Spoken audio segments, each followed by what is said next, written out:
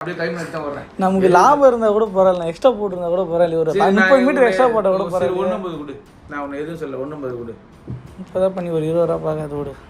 சரி 130 கொடுறேன். இப்போ நான் அனுப்பிச்சி விட்றேன் இல்லை கேஷ் எடுத்து விட்டேன்? கேஷாக கொடு. சரி ஓகே.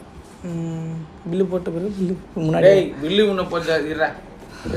மாம்பாக்கம் ஊராட்சி மன்ற தலைவரும் தாவேக்க செங்கல்பட்டு கிழக்கு மாவட்ட இணை செயலாளருமான வீரா என்ற வீராசாமி ஒப்பந்ததாரரிடம் 1.30 லட்சம் லஞ்சம் பெற்றதாக கூறப்படும் வீடியோ சமூக வலைதளங்களில் வைரலாகி பரபரப்பை ஏற்படுத்தியுள்ளது.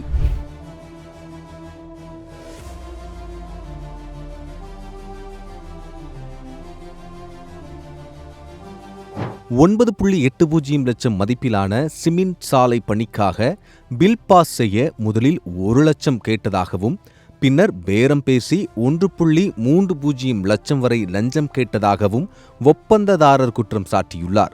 போன்பே மூலம் 1 லட்சமும் நேரில் 30,000 வழங்கப்பட்டதாக கூறப்படுகிறது. இந்த விவகாரம் தொடர்பாக வெளியாகியுள்ள வீடியோ அரசியல் வட்டாரங்களில் சர்ச்சையை ஏற்படுத்தியுள்ளது.